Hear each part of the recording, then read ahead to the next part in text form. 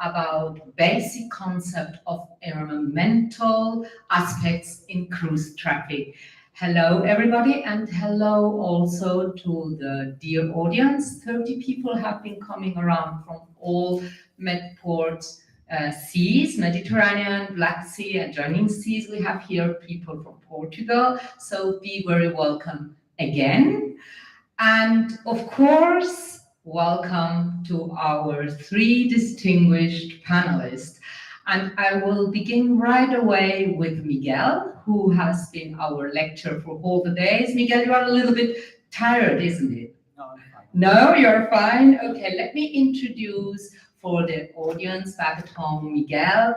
Miguel is PhD in Naval and Ocean Engineering, and as well MCS in Naval Architecture and Maritime Engineering, both at the University of Politecnica of Madrid, and MA in Maritime Law and Shipping. Well, he's a real expert in all of that, and important for the topic as well that we were treating today. He's currently one of the negotiators at IMO on IMO GHG policy and at the EU Fit for 55 in maritime domain, representing Spain. So hello, Miguel. Hello, good morning, good afternoon. And back at home in Sardinia, we have dear BOD, Medcruise BOD member, Valeria Mangiarotti. Ciao, Valeria. Hello. Hi, hello, hi. Hi, Valeria. Valeria is actually the marketing manager at Port Network Authority of Sardinian Sea. And as I mentioned, she is the BOD member responsible for technical and environmental issues at Medcruise, at our beloved associations. For training, Valeria is a lawyer and specialized in environmental issues. And recently, she has been appointed president on the Cruise and Ferry Port Network of the European Seaport Organization. Congratulations again, Valeria. Thank you, thank you, thank you. And in Oslo with snow, she just told us in the technical rehearsal of this streaming, we have Heidi Neilson. Hi, Heidi. Hi, everyone. Hi. Hi. Briefly, I introduce you also to Heidi. Heidi is the environmental manager of the Port of Oslo, and she leads the Committee for Sustainable Development as well as in European Ports Organization, ESPO. So we have two presidents of the two committees, Sustainability and Cruise and Ferry. We are very lucky. So, and I will beginning right away with you, Heidi. And I don't tell a lot more about Heidi because she will tell us for herself. So, Heidi, we have been talking all the day about basic concepts. Miguel has given us definitions of a lot of things. And I was just wondering, do you remember your beginnings? Do you remember when you started to work on sustainability and then more specific on cruise sustainability? Do you remember? Tell us a little bit. Well, my first day at the Port of Oslo as the head of management for environment, I was the first task I got was, what do we do about this international standard for onshore power system? That was the first question I got. That's 10 years ago. So when I came to the Port of Oslo, we were ISO 14001, so it was sort of implemented in all parts of the port, but we didn't include our customers as much as I saw the potential. So looking for the ambitious customers and the visionaries and finding those who can do things together with you and increase your knowledge through dialogue with them. That was the beginning. I knew nothing about ports, I knew nothing about cruise ships. We all have to start somewhere. Just jump into it. Okay, so precisely that's why at Medcruise we thought about this topic, because you said it right, dear Heidi. Somewhere you have to start, and it's good to see that an expert as you also did start somewhere. So, Valeria, the same question from another angle. You are the BOD member at MedCruise for technical sustainability issues, so you know a lot about that. But what this topic more appeals to you personally? Because once you decided as a lawyer, I want to go into sustainability. And then also another question, you are at Sardinian Ports, you are the marketing manager, but do you handle also with sustainability yourself, or do you have another department that assists you? Tell us. Yes, good morning. I think that I started to study the environmental issue because several years ago I had to approach to the environmental sector. And the first one was technical, because in my mind as a lawyer, I would like to know only the European law, because I started with international law in my career, like in the legal office. And I wanted to know which is the law we need to apply in order to manage the environmental in the cruise ports in the second step. But this is, first of all, was a technical approach, first of all, at the beginning, more or less 10 years ago. And then the second approach was only like psychological, because I was wondering how it was really possible to do something in a serious way to protect the environment in the port, in the sea. So it was another situation. So two approaches, one technical and one psychological.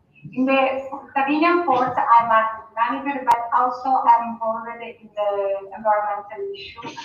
And I'm responsible of the environmental plan of Sardinian port, because you know that Italian law provides that every year the port authority must make a strategic environmental plan. So I'm involved also in this plan. I think it's strategic to have an environmental plan and vision of the ports. But at the end of the day, I think that the second approach was more interesting for me, because in my life, the environment is very, very, very important. It's a topic. I think we have seen that today as well here at our PDC here in Galata Port, Istanbul, because our lecture was really passionate about that. And I think when you are getting in touch with sustainability in the cruise industry, at the end you got passionate, because it's such a complex topic. So Miguel, we have invited you because you are a really great expert on that, and you have a long career dedicated to this. And right away, after this whole long day with a lot of definitions, a lot of laws, if you had to give us an advice here in the audience, but also back at home, how shall we familiarize ourselves with these topics? And among all what is going on, what is the most important topic for you now, today, 2022, for you as a technical sustainability expert? Well, good afternoon, everyone, again. When I have to consider the issue of sustainability, myself or anyone, I think you need to take about a personal reflection about the basic three pillars, which are the social, economic, and environmental aspect. And you have to do yourself an exercise to be able to put everything together and see how the interests can be combined one to each other, and see how they work.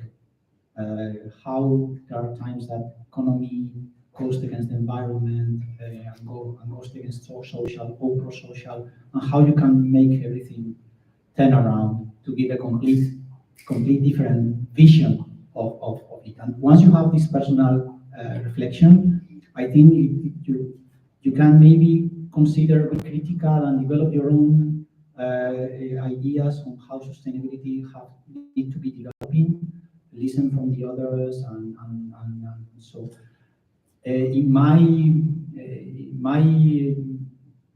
area, my expertise or my personal opinion about how dealing with sustainability in the cruise market sector, there are two topics that I like the most.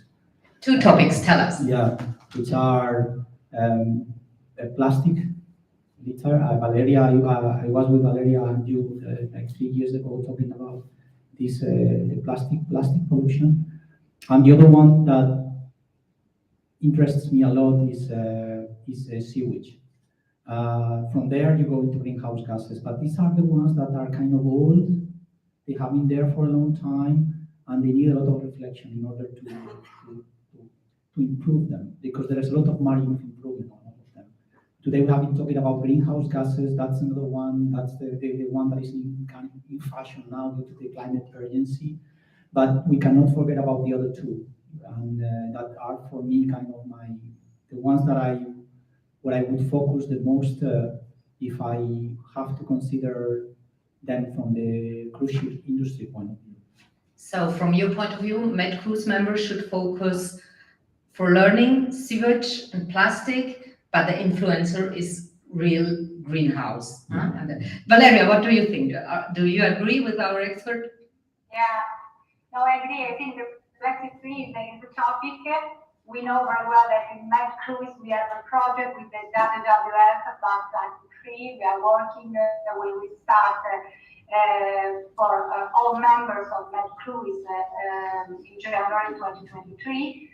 And so this is a very, it's a topic for all ports in the Mediterranean Sea, but all ports in Europe, in the world. And the second one, for me, you know, we have two elements. One element is about the law, like a lawyer. We have two issues. One about the uniformity of regulation that we have in our ports. Sometimes we don't have uniformity between the European and the national law. And the second issue is about the time, because you know very well that when we have a European directive, sometimes the national law is not immediately implemented from the European state. And this is a two issue for me. But for environmental aspect, definitely, obviously, and for me, LNG are not yet. So to find a reduction of emission, because you know very well that 455 will provide that in 2030 we will have the carbon emission of 50%, and 2050 we will have a 90 or 0% of the carbon emission of the GHG. So the Port Authority started to understand that you know, if it's better to follow the LNG bunkering or OPS. We have a big discussion also in Italy about it, and Heidi is the president of the environmental committee of ESCO, and Heidi knows very well the situation. Nowadays, we have the regulation of the European Parliament and of the Council, and it was introduced in July 2021, and the regulation repealing Directive 2014 number 94 is about OPS LNG. Now there is a big discussion in that community, so we are working. Yes, indeed. I think also what we have been spoken today is how difficult the regulatory framework is, because we don't have to forget we are Med Cruise, not only European ports, we have ports from all parts as well, and this combining the international with the national laws, as you say, Valeria, is very important. So let's see what's happening in Norway, and that is why we also invited Heidi. Heidi, can you tell us please the 3 most important sustainability issues that you have been done in Norway, or in specific in the port of Oslo? Mm-hmm. I can agree with my sustainability colleagues that greenhouse gases and the climate change issues is top 1 making sure, and the good thing, something that you said, Miguel, about trying, when you find some measures that you can actually reduce the impacts from several environmental issues, like for shore power, you can reduce the carbon emissions, but you can also reduce the air emissions.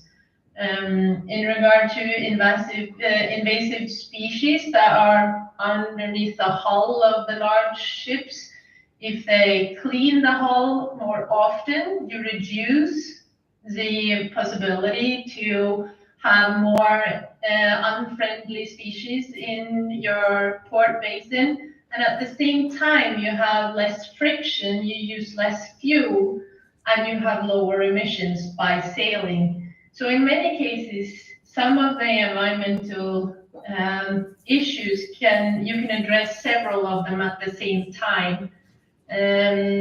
So for me, I would say the top three is climate change. I think we need to take better care of our oceans, both in regard to plastic and waste, but also invasive species that change the ecosystems. And the third, I think what people feel the most in regard to ships is air emissions. So that's my top three. That's your top three, and I would like to go a little bit deep in one of those. You can choose which one. What is from the one you said? What is the most important achievement, and why did you achieve it? And by the way, you can also tell us if something didn't go so well, if you want to, because we are here from learning. It's a professional development course, and you have a lot of expertise. Can you tell us a little bit what is the most important thing? You're asking me? Yes. I would also like to touch upon the sewage that you mentioned from the ships. In the Port of Oslo, we have a system where the ships can connect and the sewage comes into the sewage system in the city. And in that regard, it produces biogas that you can use for transport. So that's a good way of actually using a waste and circulating it into something useful. But then you have to have good cooperation between the ships and the city, because the city needs to be assured that there's not dangerous things put into the sewage, that they don't want things that can ruin the process at the other end. So dialogue and communication is always important. Also to learn and educate yourself by finding people that know things that you don't. Learn by asking stupid questions and trying to dig into what's actually happening. Things that have not gone well. Well, we did have an incident on the quay in regard to sewage. That was no fun. We had some good cooperation with, so we handled it quite well. But there's always a risk. But then risk, if you look at risk, there's always an opportunity to fail. But there's always an opportunity to do something really, really great also. So don't think about risk as something dangerous, but more as an opportunity, and be optimistic and look for solutions. Was it difficult to bring all the different stakeholders on the table in Norway? In regard to the cruise lines, I've seen a really, really great improvement, I would say, the past 5 years. They realized that Norway decided to have local regulations in regard to our World Heritage fjords.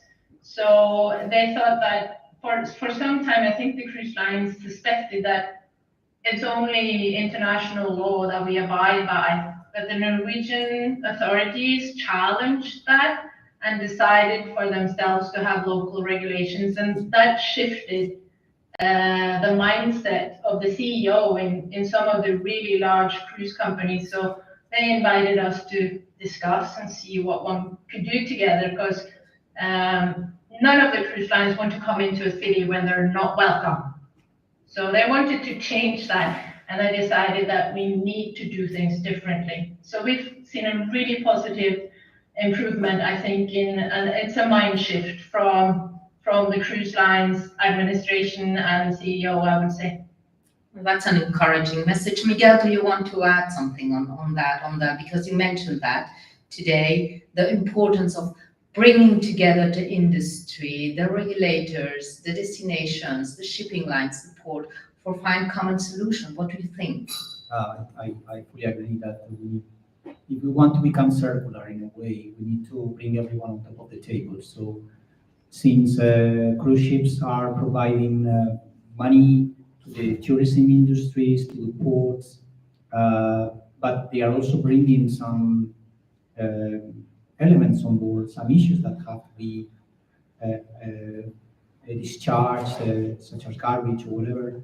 There are many possibilities where you can develop such solutions to become circular in a way, whereby you balance the economy with environmental, as you very well said, you automatically turn something bad into something good. There is an opportunity in something that finds that is a problem. Today I spoke about recycling of a ship, whereby recycling of a ship is a problem in the European Union because of the heavy regulations, but at the same time, the value of the recycled material that you find on a cruise ship is immense now. And with the scarcity of resources that we may be facing in the next coming years, providing second life to everything that is on board the ship becomes automatically an opportunity and a solution to improve. There are many things that you can do with that we provide economic resources from cruise into a ship. The thing is how to make it right and how to make it work, to bring everybody in line when making a tour in a city, how a cruise ship is going to impact the environmental elements of the port, the waters, and so. So you have to put everything in balance. But as I mentioned today, when we are talking about bio issues, it is so difficult. There is an element of difficulty to turn things right, because you might have a good spirit to do something, but the other stakeholders might not think the same as you. So you have to be very ultra constructive. Otherwise, you fail. So that's how it works. But yeah, everybody has to be, in theory, everybody has to be on the same page. However, there are times that we are not on the same page. That's the problem. And before we come to the regulatory framework with Valeria, again to Heidi, how about your destination? We met port. Med Cruise is a port and associate members association. We are the port and destination part. So how was it in Norway or in Oslo bringing the destination into all these aspects? Because it's not always easy, as we see in many Med Cruise ports.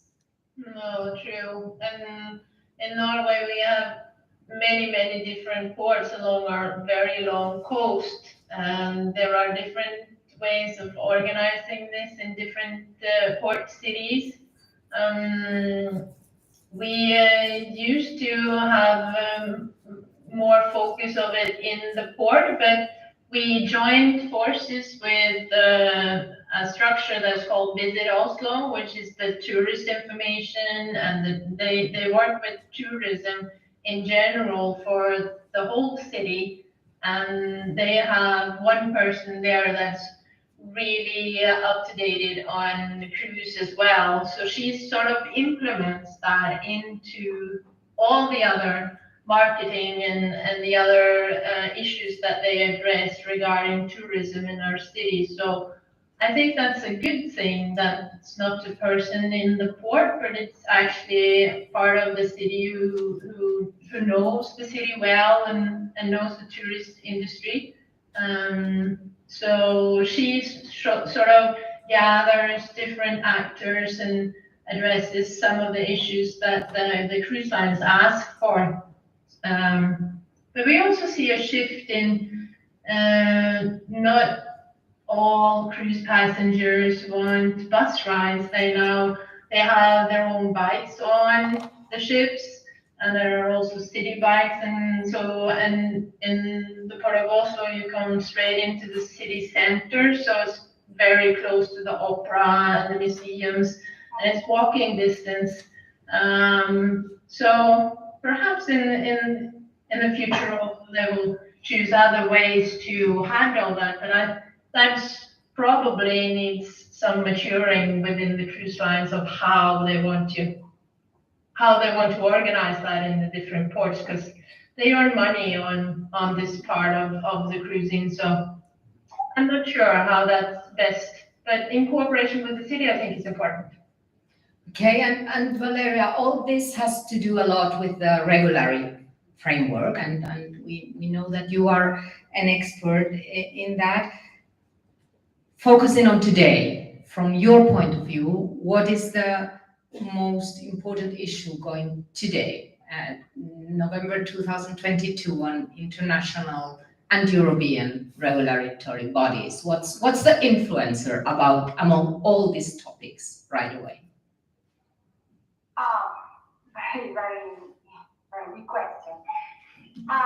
In any case, I think that for me, first of all, it's necessary to build the integrated policy between cruises company and port authority. The focus in this period, for me, is to understand that the IMO regulation is very strict for the ports, because the 2030 is tomorrow. It's not, and it's necessary to start to work in this way. So probably LNG could be a big solution, but now for geopolitical situation that we have, unfortunately, it's a little bit tricky. Why? Because the price of gas is, for example, in 2022 is 7 times more than 2021, for example. And on the other hand, we have also OPS solution. And for example, Italian ports received a lot of money, millions of euros from the European community. But the problem is that, okay, we can start to build the infrastructure for OPS, but it's necessary that the cruise line started to build a lot of cruises. We know, for example, CDC started to build cruises on a sea, for example. But it's necessary to understand if it's a little bit egg and because we understand that, okay, we start to build an OPS, but how is the situation for cruise lines? And then I think it's really also important that nowadays the environmental situation of the ports could be a strategic element for cruise line, because the cruise line could decide to go in a port if, for example, there is a new battery. For example, we can think about Costa Smeralda. Costa Smeralda started in the Mediterranean Sea in 2019. At the beginning, Costa Smeralda decided to start in Barcelona, because Barcelona was the only port with LNG supply. And in the second moment, we had also a space in Italy. So integrated policy about OPS, about LNG with all port authority and cruise liners, and then unfortunately the situation that we have very difficult geopolitical situation could be very important also for us. Yes, indeed, it is a little bit the crystal ball, and we have seen that today as well during our PDC. It's quite tricky to see, because everything has to do also with money, Miguel, and who has to invest. I mean, again, we are ports associates member of MedCruise, and then we have the shipping lines, and then we have the regulatory bodies. So what's going on there? What's the most important and tricky thing? What is your experience? That's difficult. If I have to choose one problem, for me is the idea of not shifting the problem. We have spoken today about it. I don't like shifting the problems from one place to the other. So by being aggressive on a regulatory framework for cruise ships, we have to be able to tackle that in a sustainable manner. We cannot shift greenhouse gases from, for example, a ship towards a land-based industry in order to be able to get, for the sake of having electricity for a ship and without using the fuel engines, just having a supply of electricity that is not coming from green sources. That would make things even worse than it is now. And this is where the ports become crucial because we are not now in a place to take quick decisions. We are in a curve of decarbonization that is ultra steep, that we don't have the available technology as of today. We might have it maybe in 2030 to decarbonize, fully decarbonize shipping. And you need to decarbonize your ship by having the ports. Otherwise, it seems is not possible. And the ports have to be able to provide green solutions to the ships, because this is how it is today. Otherwise, we would be maybe sailing by wind, and then making a very romantic cruise by using power from the wind, which would be ultra sustainable because that is ultra zero emissions. And in the meantime, you charge your batteries, as I mentioned during the training. So, but this is not for tomorrow. The 2030 is, as Valeria said, is the day after. Is just now. Deploying all these measures without having the right support from the ports is going to be impossible. But we need to find green electricity somewhere. That's a good point for Norway, because we were been talking, Heidi, somehow Norway has a privileged position with. Absolutely. Tell us a little bit about. We're lucky in the regard that we have a lot of hydropower from water sources. So the electricity in much of Norway is already green. So I can understand the challenge that many different countries face now. But I choose to look at it like Winston Churchill, who was the Prime Minister in the UK, in the United Kingdom, England, during the Second World War. He said, "Never let a good crisis go to waste." Okay. What we see now is that when Russia stopped deliver gas, natural gas to Europe, the German facilities for renewables are increasing much faster than anticipated. So there is an opportunity in every crisis, and some countries choose to fulfill the opportunity. And I think there has to be an interface. The cruise lines will definitely say, we will not connect unless you can guarantee that it's green energy that we connect to. That will be their policy. However, one can answer that question by saying, today it's not, but the plan for the future, 2 years, 3 years, 4 years, 5 years, is so much percent will be renewable. But that means that the country itself, the deliverer, need to work on the whole energy supply chain. We can't wait. There is no time to change the system, everything at once. We have to start somewhere. And even though the natural gas can be converted to methanol, to ammonia, you can use carbon capture. There are different ways of getting to zero.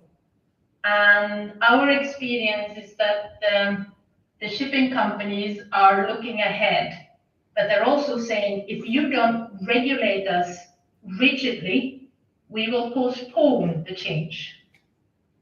So the EU needs to be fast and firm, use the whip, and the ports can say, by 2024, in the Port of Oslo, we will build shore power for cruise. And we don't, to be honest, we don't have a choice.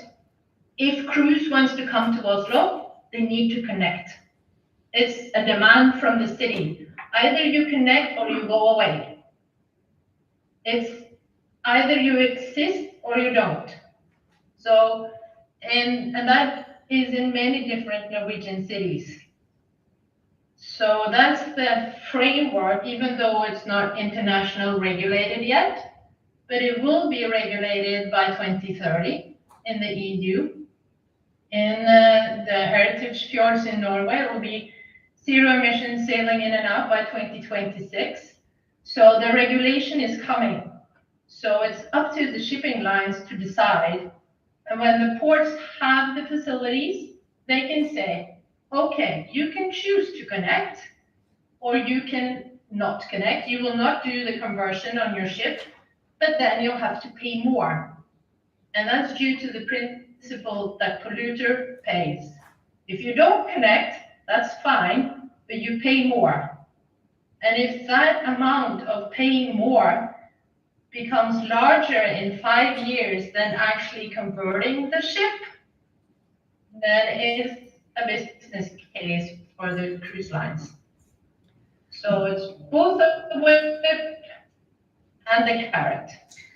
Valeria, as BOD member of MedCruise, again, it's not only European Union, and not every port has this possibility to invest such much money. What is your thoughts about what is saying on Heidi? Francesca, I completely agree with you. So the situation of Heidi, the situation of Norway is completely different from the rest of Europe, because, for example, in our association, we have the small ports. When you receive one cruise in a month, is it necessary to build an OPS? I don't know, probably not. First question. Second question, the situation that we have for renewable energy in our European ports in the Mediterranean is different. You can consider, you know very well, that one cruise at berth, say 6 or 8 hours, consume more or less more than 40 kilowatts. Megawatts. That means that if you have, for example, city director, Barcelona, 4 or 5 cruises in a day with 30,000 people, it's necessary to have a big amount of energy. And the question is it green energy or not? Other question. So it's not, and then the last but not least, like a market manager and the port authority, also like a lawyer, I can say that, for example, in Italy, who can sell the energy in the port authority? Because we are a public company, so it's necessary to make a public tender to decide a concessionaire that can sell the energy. And the cost of energy is very high in the Mediterranean Sea. So we have a lot of things. That means that in Europe, we have a different situation. So it's a picture, not beautiful picture, but it's a real picture that we have. Indeed, and Miguel, you as IMO expert, so going far away, not only Europe, what is your point on that? On how the IMO has to develop? Or? Yeah, well, as well. No, we have here the example of Norway, which has done a lot. They have also other circumstances. Lucky you, Heidi, and congrats, by the way. Then we have Med cruise, the Mediterranean, and joining seas with very different specific, we are so diverse and specific situations, big port, medium-sized ports, small ports, and then we have the world because cruise industry is worldwide. So as we have an expert here, tell us your thoughts about that.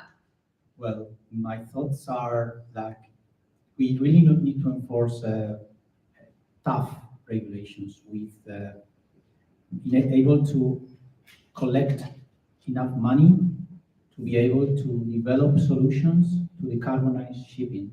That's fine. It cannot be turned into a money-making machine. So whenever you are getting money to be able to invest, you have to be able to have the technology for a proper investment. And the point is that now we are kind of running out of time if we want to meet the Paris Agreement. So now we have like a one shot. We could have been failing in the year 2005 or 2010. No problem. We have maybe 2 or 3 bullets. Now we only have 1 bullet, and we have to make it right. But the technology is not fully there to be able to change by tomorrow. So when you look at it and you see how even with Fit for 55, we are not going to meet the Paris Agreement goals, it's not there. We are not there with Fit for 55. And you try to extrapolate into the IMO, where, as I have mentioned today, the interests are maybe different. At the level of the European Union, we may all have a common high ambition, which is fine, to be able to trigger change, at least in our waters, in our ports. But the problem of shipping is that it's a world industry. So if you push heavily for decarbonizing in your area, you might be also losing business. So that sustainability, which is environmental sustainability, okay, might be economical sustainability not going okay, unless your industry is automatically developing this technology to be able to compensate with each other. And we might be seeing destinations, not in cruise ship, because I haven't studied the market, but we might see carbon leakages, whereby due to heavy taxes, I'm going to say something, just an example. Let's think out of the blue. I might start considering not cruising in the European Union, even if it is a beautiful place to cruise, because I might be going to another country, other non-European countries in the Mediterranean, and pay much less, because I'm not going to pay any emission rights. I'm not going to pay any fuel tax. I'm not going to pay any fuel EU measures. And then things start completely getting imbalanced, because the air emissions will be also beside you. So you will get greenhouse emissions from the cruise shipping industry, not calling you ports, but they are just in front of you. And so that's the problem that is also requires a different perspective when you're looking at it as a Mediterranean country, where you have neighbor countries that will not be bound by so very strong regulations. And when you look at it from a different perspective in the north of Europe, that is either north of Europe or nothing. So it is very difficult, and you have to make it right. But I fully agree that we have an ambition. So how do we have, and I'm going to mention EU, although some of you here are not from the EU, how are we bringing those non-EU countries on board? This is the IMO. Will the IMO be able to develop as ambitious targets as the IMO is going to develop? I wish we could do so. I am a little bit pessimistic, but of course, it would be fantastic for me that next year in July 2023, when we have the next strategy is net zero by 2050. For me, it would be amazing. But we also have to be realistic. Let's be realistic. I think it's a good point. Let's be realistic, and that gives me also just a moment, because I think we are running out of time. A closing remark. That's why we need associations like MedCruise, because we bring together different countries, different parts of the Mediterranean and adjoining seas, and we have to push and help the industry to somehow find the best solution. So the very end question to all of you, very quick, optimistic or pessimistic? Heidi. I am always optimistic, and I would ask each and every person who's in the room to think, find that cruise line in your port that is ambitious, that Thanks. wants to move forward. Find that cruise line and start a dialogue. You will learn so much, and I'm sure that you can find solutions together. And also, point two, cooperate with your city. That's what we need. Find We your are way. port and associates member. We have also destinations in MedCruise. Valeria, very quick for you, pessimistic or optimistic in this case? In the middle. In the middle? No, because, okay, more optimistic, of course, because the issue of our association is to work together with the municipality, with the territory. The communication is one element of sustainability. So for the future, we have to work together, absolutely, and to find a solution for all ports, small ports, big ports. Okay, Miguel, we have been listening to you all the day. Shall I dare that you are also in the middle? Optimistic, pessimistic? I am also in the middle, but I have a colleague of mine in Brussels who is the representative of Spain in Brussels, and he always tells me, ambitious but realistic. That's a good closing sentence. We are MedCruise. We are definitely realistic, but with an optimistic mood. Ladies and gentlemen, thank you for joining PDC 2022 from beautiful Galata Port in Istanbul. Thanks for joining. Bye-bye. Bye, ladies. Bye. Bye-bye. Bye-bye.